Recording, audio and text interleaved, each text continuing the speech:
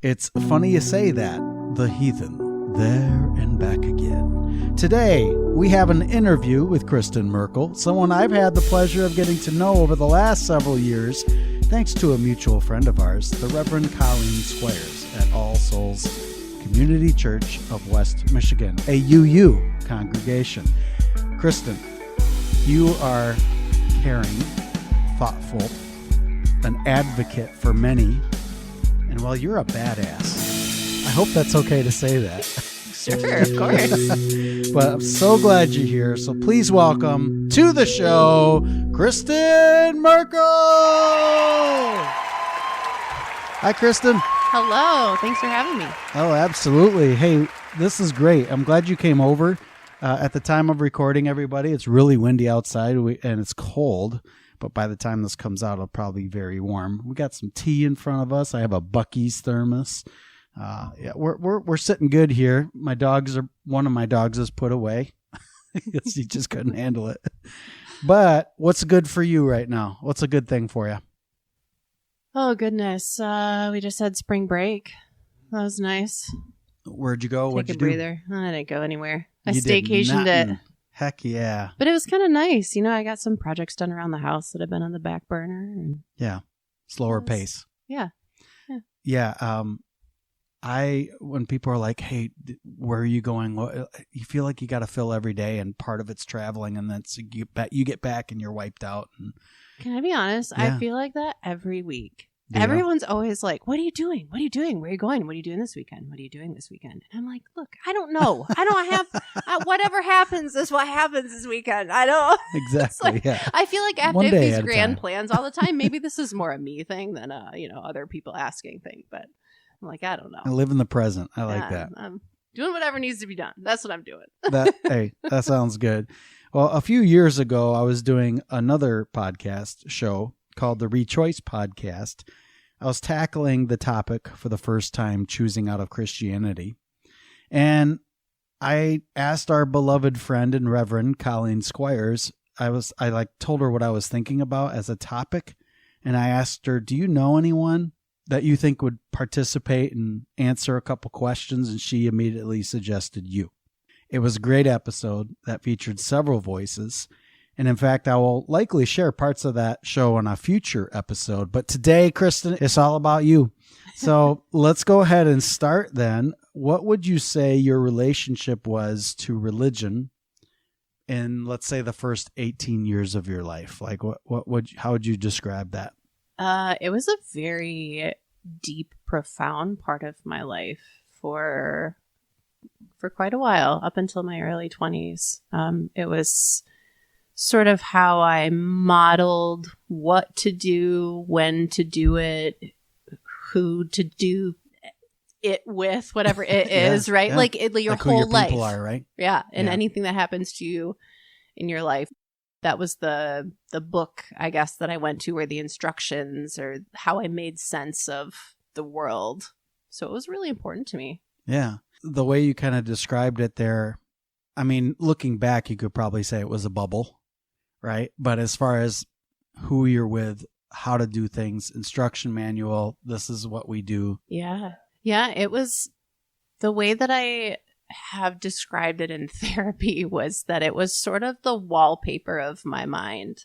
So anything I did, said, anyone I hung out with, anything that happened in my life, it would all be surrounded by these wallpapered walls of that lens or that viewpoint.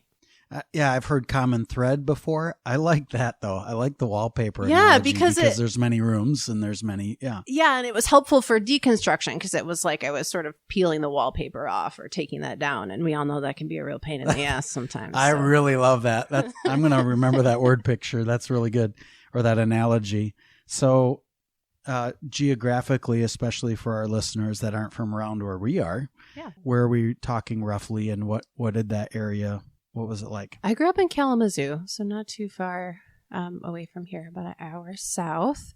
But I went to a Christian school, and then, of course, to church. And between church and school and family outings and family celebrations and things like that, the entire group was all, like, everybody was a Christian. Everyone was even part of, like, the same type of Christianity. Even though I think Kalamazoo in and of itself is a fairly liberal I would say area. it's progressive college town. When I learned that, I was just, my mind was blown. Like, I was like, what do you guys mean it's pretty progressive? Like, what's going on? Because the Kalamazoo that I grew up in, just because I was so sheltered, was very different than that. Yeah, so more of a bubble. Yeah, there you go. There's the bubble. A bubble within a bubble, I guess. But I actually didn't realize Kalamazoo. You can see my sweatshirt, right? Yeah. I'm wearing the Western Michigan University Broncos sweatshirt because you already know what I'm going to say, right? They just won the national championships in hockey. Mm-hmm. I mean, for the first time ever. We're talking Division I. So I was super excited about that. Pretty incredible. Did you watch it or did you follow it? I did not watch it happen. Okay, but you were I saw the social after. media. Yeah. Okay. When you said your mind was blown that, oh, wow, Kalamazoo's progressive, what do you mean? Wow. Well, there's another kind of mind being blown too, as far as how people live their lives and what they do and all of that. So I guess I'm going to ask now, post 18 years old, what were some of the mile markers, I guess, that caused some changes? And if you don't mind, I'm going to go rescue my dog because he's going to howl. Sure. I'll be right back. You can think about that question. Okay. Oh, that was so sad. It was. Dad, why would you do this to me? All right. We're still going. Okay. Hopefully we'll just keep talking and he'll eventually ignore us. So, all right. Okay. So back to, mile markers. When do you feel like things started to change a little bit? When I was in high school, there were sort of a few things that happened. The first one was that I had a couple friends who were gay. Mm-hmm. And they were like lovely, wonderful people who it was just very obvious to me that this was not a choice that they made. Yeah. Right? Like this is just who they were, right? They've always been this way. And what I was hearing from my folks and my family and my pastor and my church was that that was bad and that was wrong. And it just really bothered me. Mm-hmm. I didn't think who they were was wrong or bad. There was nothing wrong with, they were great people. And so that was my first just really hard disagreement with the church. I was like, I don't know how to rectify this. Mm-hmm. And then there was what was that book series that came out?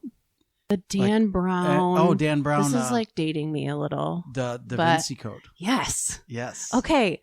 So and it sounds really silly. The DaVinci Code came out, and it's like the totally fake story, right? But it's got all these names of these real authors who have written books about similar, like the bloodline of Christ. And then all this goes down into it's just really interesting. And so I dove into that. That led me to all sorts of authors who had opinions sort of for and against Christianity, even the existence of Jesus, whether or not he was a real person or not. So we can blame Dan Brown? Yeah, I think so. Well, you're saying like that's like a pivotal moment. And so speaking of dating ourselves, I want to, for especially our younger listeners, or maybe our listeners that even you've heard of it because of Tom Hanks and the movie DaVinci Code, but you just need a reminder.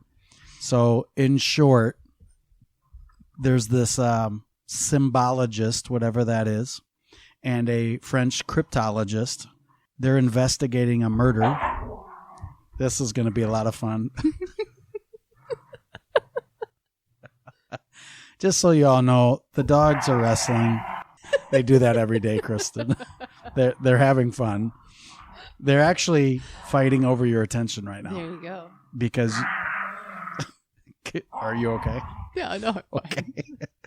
But anyway, back to this. Yeah, in their investigations, they are figuring out all I can't handle this. Oh my gosh, I should have thought better of this. Should be downstairs. Oh, that's just great. All right. Thanks for your patience. Yeah. I'm talking to myself too right now.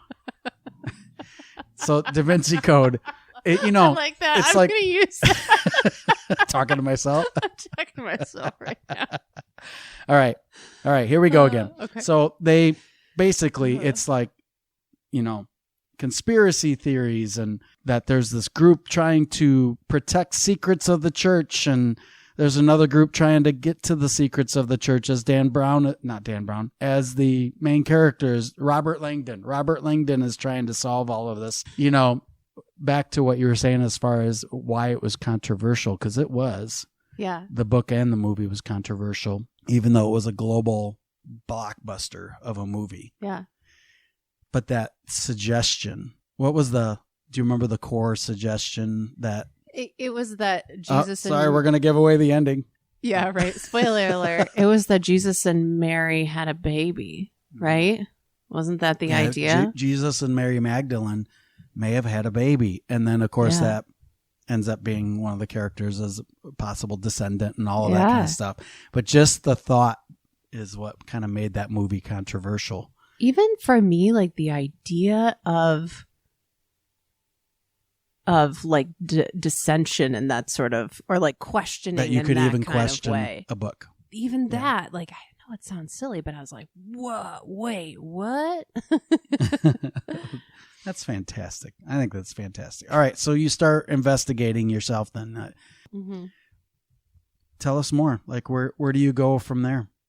I read a lot of Richard Dawkins and a whole bunch of authors similar to that. I remember there was a moment like in my early 20s where I actually like went outside and laid down on my couch. It was like 10 p.m. I remember when I told Colleen this story, but it was raining outside, and I had been thinking like all afternoon about how my family was super religious and I needed to be, but I just like this stuff just didn't make sense to me anymore. Kristyn, you're awesome. Everybody, this is the most you've heard my dogs bark during a podcast episode. Special alert, there's a squirrel in the backyard, okay? Special alert. Breaking news. Breaking news. Yeah. So, yeah, anyway, and would you say past graduation of high school, would you say running into other people and ways of doing things, did that have anything to do with that or not really? I will say once I decided for myself that I didn't believe anymore, at that time, what was Twitter, which was still a actually really nice place. It was a nice place. I know. It's wild to think about those days. That platform helped me with other atheists, just meet other people who had similar ideas, because, like I said, my whole life was, I was surrounded, everyone who surrounded me was religious. So I was kind of searching for, I don't know, anything, you know? Does anyone else feel this way? Am I crazy? Am I the only one who's thinking all this? And share what you're comfortable with, but you're going through this deconversion and you're letting people, you're tweeting, because look at tweeting sounds so nice too, doesn't it? We're just tweeting. That's all we're doing, right? But for some reason, we're escaping, as a lot of atheists do at the beginning, right? Yeah. Going into these electronic relationships that aren't going to cost me a whole lot, right? Yeah. But I'm finding camaraderie. When do you feel like it became a little bit more, now I don't want to call it an identity. It's not like we're running around going, we're atheists, right? But I kind of did do that at first. Did you? Yeah. You went through that phase? Yeah. Okay. Now, was that with family? Was that with close friends that you had gone to school with? What was that like when you ripped the Band-Aid off, I guess? Well, I was a little aggressive about it. In hindsight, I probably could have been less aggressive about it. This is amazing. I'm learning something new about you today. So I called my mom, and I came out of the atheist closet to my mom, and she cried, which I knew was going to happen, but whatever. She still cries about it today. And so that was kind of like the day for me when I was like, all right. And then I got real angry for a while because I had built my entire value system and way of existing on these beliefs and these ideas that I at that point didn't think were real anymore. And not only that, but I was kind of sure that there were a lot of other people involved in it who also didn't really think that they were real, but were involved in it for nefarious reasons. And then I realized like all of the just trauma that comes from being part of a conservative religious community. So I got real mad, and I made a lot of people real mad with my vocal responses. Atheists. But I can understand. I mean, you think about percentage of your life at that point, right? Percentage of your life of building what you have seen as your whole life. Yeah. And all of a sudden to kind of question, wait, all of this is a, I felt a lie? real lied that's to. that's the angry part. Yeah. Or deceived or manipulated or. And it feels like it was sort of this, like if you think of like a baseball bat, like you swing it back one way and then it's kind of, not always, but most of the time it's got to come back, right, the other way, or sort of like a pendulum. And it just felt like I had swung so far one way that I almost had to swing way far the other way in order to then kind of come back to the middle, which is where I am now. But I feel like I've known you in the middle most of the time. Yeah. Oh yeah. But I was like a vocal, outspoken, like upset atheist. Like I was a couple years ago maybe more than a couple years ago now, trying to arrange where we would like protesting churches. Yeah. Well, hey, churches are protesting other places, right? Marches and like so much. How we just protest you? Can you imagine? I'm using my voice. Actually, I can these days. Yeah, right. But no, I appreciate you sharing that. And, you know, my background, I can't say I grew up super fundamentalist Christian or anything. I didn't. Yeah. And yet, even walking through, I don't know, roughly 10 years of believing, even later, I felt those feelings. So I can't imagine when you've grown up that way and it's all you've known that when people are asking me why I'm so passionate about this thing, if it's not a big, you know, if I didn't grow up all religious, because I've seen the damage. Yeah, you know, in other countries, it's not in the DSM, the Diagnostic and Statistical Manual that like social workers, psychologists will use to diagnose. But in other countries, I think Australia, I believe it's the UK, but there's something called religious trauma syndrome. I don't know if you've heard of that and that's. But again, for our listeners who haven't, yeah, go for it. Go ahead. Well, all I can understand is people feel like, oh, you can't just throw the word trauma around. But when I think about picturing your unbelieving friends burning forever in hell, you know, or waking up and thinking you're by yourself in your house and the rapture has happened. Yeah. And you think about how impressionable young kids are and how the things, the obscene things that are said to them. Yeah, I can understand the trauma, especially when you are accepting every spoonful of what's being fed to you. Right. And the pressure to, you know, be perfect and God sees you every single thing you do. I mean, when you're a little kid, you know, like, come on. I mean, it's even in, you know, Catholicism has the age of reason. I think that's 6 years old, where then like your sins are being tracked. Before that, it doesn't matter. You're in the clear, but so that's just that's one of many, many things, right? Have you heard that Sting song? Sting, I'll Be Watching You. Yeah. Every step you take, every breath. Yeah. It's kind of like that, right? Yeah. Right? Or Julia Sweeney, who we'll bring Julia Sweeney up in a little bit here, but she says that, you know, our family was too strange and weird for even Santa Claus to come visit. Santa, who was jolly, but let's face it, he was also very judgmental. So, you know, if we have this, I'm going to call it imaginary, invisible, we're trying to have a relationship with a one-way relationship with somebody we can't see, and yet they can read our thoughts. Yeah. Or he or she or whatever. Yeah. And not only God, but Satan probably can too. Like they're everywhere, you know. isn't life complex enough without trying to add a layer on top of that? Yeah, all of that? It's really anxiety provoking, right? And Right. you were Do you born see why we're sinful, saying so that's a the problem trauma too. thing? You can't get rid of that. That's there, like for women, there's a lot of like, be quiet, cover your head. You don't have a voice here. There's a lot of that's people kind of carry into adulthood. People can have attachment issues. There's all sorts of things. Yeah. So roughly what age do you feel like you pretty much said, yeah, that's it? 23. I'm going to say congratulations. It took me till 35. The Army might have sped it up a little bit. It might have taken me a little longer. All right. That's what I was wondering now. So can you just share that just a little bit about your experience with the Army? Yeah. I was in the Army from 2004 to 2008. So I got out of high school in 2003, and then I joined that next now I'm summer. feeling old. Yeah. I was teaching. But anyway, keep going. So I was a medic from 2004 to 2008, stationed mostly on Fort Bragg. And that was a real eye-opening experience. Sure. Met people who thought all sorts of different things. Religion, politics, just everything. Opened your eyes even more. Yeah. I'm going to kind of go on a bunny trail right now, only because I recently went to a Zoom, and it was with somebody who was in the armed forces, and he just talked about the religious services that were provided or the connections to religious leaders.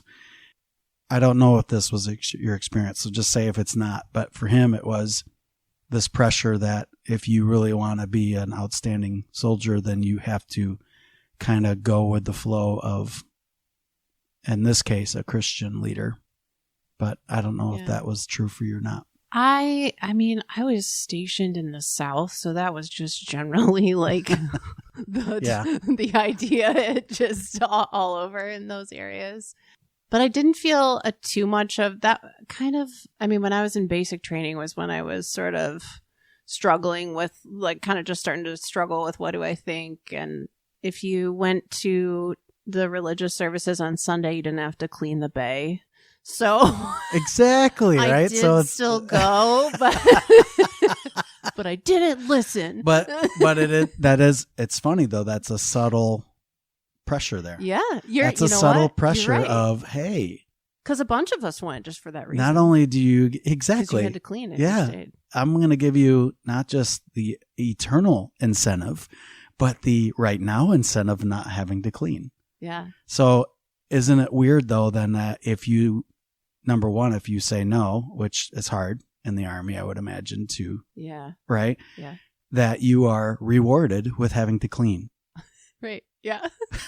Yeah, you're right. What in the world?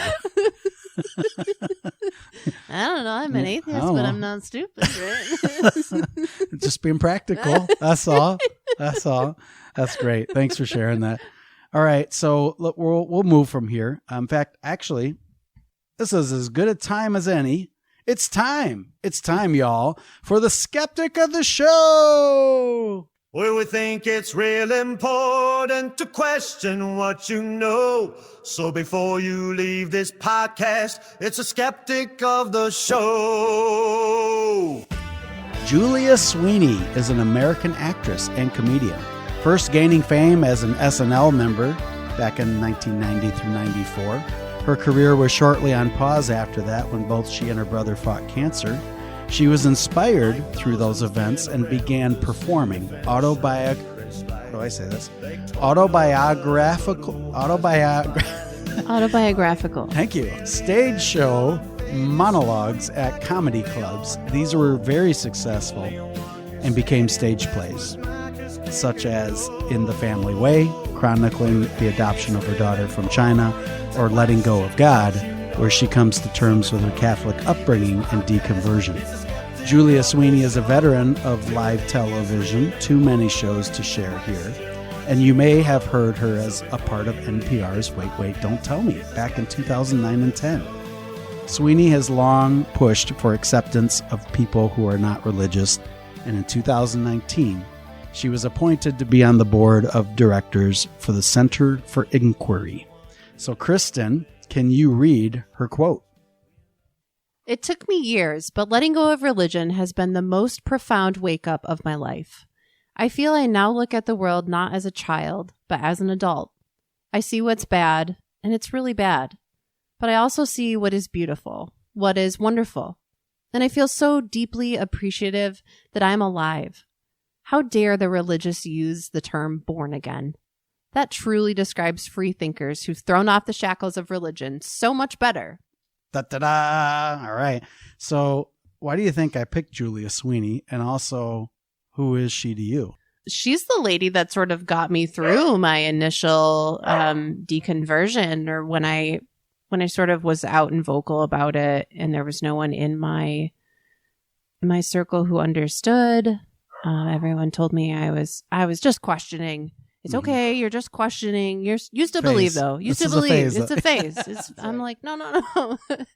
So you're denying, but they're denying that you're denying. Yes. Okay. Got it. So a friend of mine recommended her Letting Go of God monologue to me, and I purchased the DVD. Like, what were those called again? I know. Yeah. I'm like, a CD? No, that's not. So I purchased the DVD and I watched it. I don't even know. I bet you it was 100 times or more in that first couple months, probably first month and a half, 2 months. It just described what I was feeling so perfectly and was so similar to my journey. It just felt like a tiny bit of me was being like healed every time I watched it. That's cool. I bet I had it almost memorized by the time those couple months were over. And it's long. It's like an hour and a half. You can see why it's a stage play, right? That's a lot of lines to memorize. You could do the whole monologue show right now. But you know what? I'm going to search for it online because it's obviously not on DVD anymore. Yeah. And I'll see if I can put that in our show notes. Okay. What is it about her that drew you in? It was like just such honest questioning. Mm-hmm. So many people made me feel bad about what was going on, like there was something wrong with me or bad about what I was doing. And to hear someone else's questioning journey be so raw and authentic in the same way that mine was, and you're just reaching out for answers and you're getting more questions or answers that you realize don't make a whole lot of sense, and you're sort of going, oh my God, what's happening? Yeah, this is not adding up. Why am I not getting, is it me? Oh, I've had that question. So just hearing in detail about someone else going through a very similar, really deeply personal experience, because it's not like losing my religion was fun. Like it kind of sucked. It wasn't what I had set out to do. It was really painful in a lot of ways. So it was helpful to have her example. Yeah. And when you say real and authentic, I mean, it is. It's the acknowledgement of this isn't fun. And yet she still can deliver a line and make you laugh. Oh my God, so funny. I'm glad you said too, it's not fun, but in a lot of ways now I'm going to say the other side of it when you say it is more fun now. I don't know if that's the right word, but the way she puts it, she says losing her faith was the most spiritual thing that ever happened to her. For me, it has made life so much more profound. Mm-hmm. I think it's part of what drew me into social work. Just this idea that we all only have this one life to live and experience. There is no, heaven or God that's gonna, bring you all up one day and you're gonna bask in, I don't know, in the glorious temples of heaven or whatever it is. So the way that we treat each other is incredibly important. The way that we treat the earth is incredibly important. It helped me solidify what my own personal values really were instead of what someone else told me that they were supposed to be. So that was a real gift. And that's a great way to say that, as a gift, and see it as a gift. Yeah. It's difficult because you have to cultivate all that all of a sudden, all at once. You lose all of it. Yeah. You're like, what are my values now? Yeah. You're like, what's going on? Like, what is my life? Well, it kind of pisses me off though when people assume, oh, you're an atheist, so you don't have values then. Yeah. Or something, they make assumptions about what we believe and don't believe. You know? Yeah, it's just sort of a fundamental misunderstanding. Fundamental, yeah. What it just means I don't believe in any gods. That's it. And I love how matter of fact you're saying that. I try to remember too that if I truly did believe and I felt somebody close to me was choosing out, like how threatening that would be. Yeah. You know? Well, it's difficult to navigate because, like, for example, my parents are both very deeply religious, and they think that, I mean, their religion teaches them that I'm going to go to hell. And while I think it's terrible to believe in a religion that teaches that, they do, and they've been in it for a very, very long time. And it's like the confusion of holding two competing emotions simultaneously, right? Because I think on one hand that she believes I'm going to hell, and that's like a terrible thing, and that makes me really angry and upset that she would believe in a religion like that she would say something like that to me, that she would continue to follow a God that would send her children to hell, right? But then at the same time, I feel sadness and like my heart goes out to her because she believes that she's correct and she wants the best for me. And she wants me to like live forever and, you know, bask in so God's her heart's glory. breaking. Yes. So Yeah. she thinks I'm not going to like be there with the rest of the family. Right. And so I can appreciate that that's upsetting, but then I'm also like really pissed off that she can't figure out why that's not reality. And so it's like, I do wonder too, you know, that was one thing that I used to struggle with was, because again, my family's not growing up, wasn't very religious, which means I'm accepting the fact that they won't be with me. Yeah. Right. Yeah. That it was really, truly. It's just such a manipulative And so thing. then I'm like, well, so are you just going to erase them from my memory so that I'm still happy forever or something? Yeah. I remember. And asking is that, this question. yeah.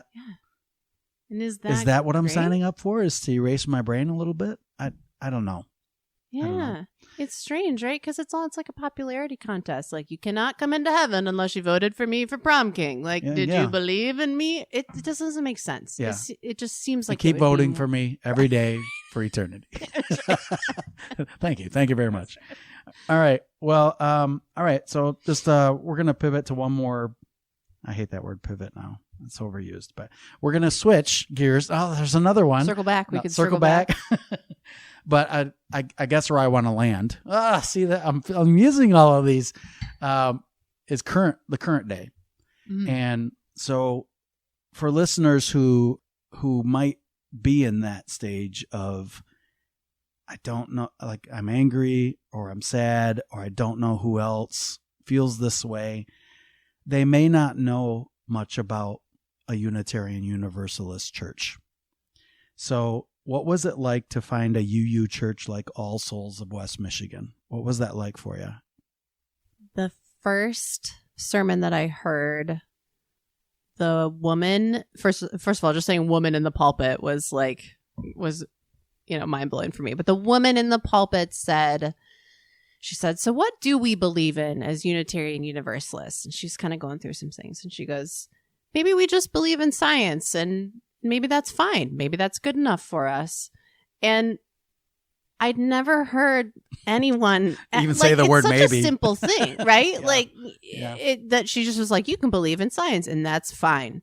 But I'd never heard anyone in a church pulpit say, I mean, I bawled. Like when she said that, just so simple, like nonchalant, that as she's going through her sermon, I just like totally lost it. Like it was so profound for me and validating in so many ways. Yeah, that was my very first experience. Who knew science could bring you to tears? Right. But yeah, just the acknowledgement of, yeah, like I'm not a bad person. Yeah. Even though I don't believe in God anymore. Wow. And so that's where you and I met. What would you say? I'm just going to go ahead and hopefully we don't tear up here, but I know we both miss her.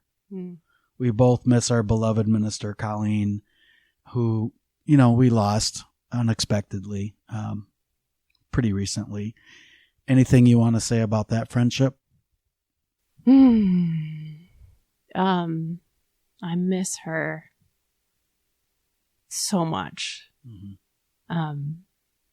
Just that it was one of those really profound, like life-changing friendships. There's so much of her, like, of the lessons that she taught me that I feel like I carry with me still. Man, it just doesn't seem. It feels, to be honest with you, like I've only really recently started even processing fully that it happened. Yeah. It just was so out of the blue. But she was like, I feel like when people pass away, everyone always says really nice things about them, right? But this was one of those. She was one of those, like one in a million humans that had just a remarkable way of making you feel seen, like to the core of you, and loved even the gross parts, right? Like, and so she was incredible. Straight shooter, just very honest and authentically caring. Yeah. Like the most important thing right now is whoever's in front of me. Yeah. That kind of person. And she just was always so patient with people. She never got annoyed or ruffled. Yeah. I mean, and I'll say the second that she would get ruffled, she'd just acknowledge it. Yeah. Like she wouldn't dance around it. I will say. Oh, she was so funny about when the kids would come in sanctuary. Running around, making noises. Seen her more ruffled than when those kids are. You can just see it in her face. She's getting. She's like, "This is wonderful." Like, let's take these kids out of here. Well, Colleen's trying to set up the sanctuary. Well, so back to our listeners who are still wondering, well, what is Unitarian Universalist? Those like great that you had this wonderful person.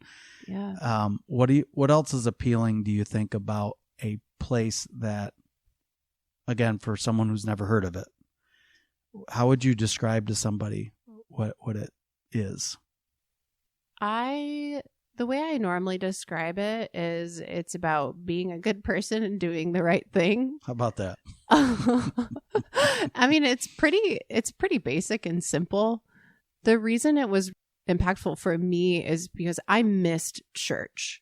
I didn't miss the religiosity of it, but I missed the people. I missed the community. Yeah. I missed singing. There were just certain parts of it that maybe just because I'd grown up in it, but they were just really ingrained in me.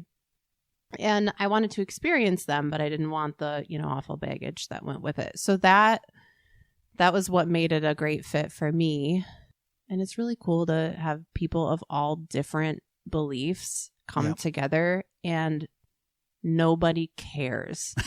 Like, that's awesome. They're like, yeah, you do you. Like, you're on your journey. Awesome. Like, how can I support you? Even the beginning messages of you're welcome here exactly as you are. Yeah. And also, whether you're here for a day, we hope for longer, but hey, wherever you're at, I mean, it really is just the acknowledgement of where people are. And so it's nobody's responsibility but our own to develop the theology that we're choosing. Yeah, and what more difficult thing could there be, too? Exactly, right? Like, people are like, "Oh, you don't have to believe anything." And you're like, "No, you're being told what to believe. Yours is easier, way easier." Yeah, we gotta figure. It's handed go to deep. You. It's true. It's true, and so the Unitarian. When I hear Unitarian, I think of we're all on this planet together. Mm-hmm. So whatever happens is going to happen. Like we're all connected that way. Yeah. Universal, meaning we're in this one universe, and so it's kind of like we're all in this boat. We're all trying to figure out the best way to be on this planet. Yeah. I find that part appealing. Where do you find yourself today? Like religion-wise? However you want to take it. Yeah. Because, Pretty loaded question. That's true. But I mean, I know the angle here is more the spirituality component. Yeah. And we kind of talked about finding that church. Yeah. And meeting Colleen. So now, where are we now? Where are you today? How do you feel? I still identify as an atheist. Mm-hmm. Well, I would have said I think about it way less, except for I went through the cancer experience last year. So that added a new layer to it because I was like, okay, well, now I don't believe in heaven anymore. And now I'm diagnosed with a thing that might kill me. So am I sure? I'm going to interrupt for a second. Yeah. The first time I asked you something like this, I don't remember exactly what I asked you, but again, you phoned it in for me, right? I mean, it was a very it was a different kind of podcast. It wasn't an interview like this. Yeah. That was all before. Yeah. That was all before your journey there. That was before we lost Colleen. Yeah. So that's why I'm asking that question, because I'm like, it's been about 3 or 4 years. It's been a hell of a 3 or 4 years. Yeah, it sure has. Yeah. So you're like, I got to look at the skin. I know. I appreciate the acknowledgement of that, but yeah. I'm I don't know, I'm on the journey. Do you feel supported? Yes. Through my breast cancer journey last year, I will say the people at our church are just like incredible humans. Yeah. The support and outpouring of love, the food, I had like elderly women doing my lawn care.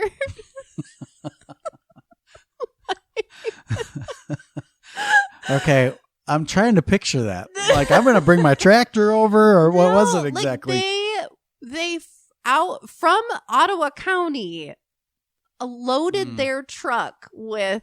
No way. Yes. I know who you're talking about too. and all of their supplies, drove it down weekly. So that's a good 40 minutes or something. And then all the time to mow the lawn and the energy and effort to do it and the weed whacking and everything. And the joy they had. They were incredible. And Colleen took me to every appointment. She refused to let me go to any appointments alone. How about that, man? Even the ones where it was just a quick in and out, she would always say to me, it doesn't matter. You need somebody. You need somebody. So. Yeah. And I think she excelled in that in terms of being there for people in times of crisis. She did. And without hardly saying a word about it.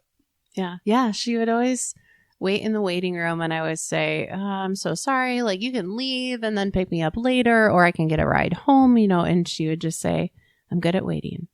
I'm good at waiting. Jeez. That's. Hey, now that's a good statement to remember. Yeah. To anybody that we're trying to help. Yeah. Hey, I'm good. Yeah. I'm good at waiting. Yeah. Wow. I really appreciate you just coming over and sharing where you're at. Yeah. And thanks for the invite. Oh, absolutely.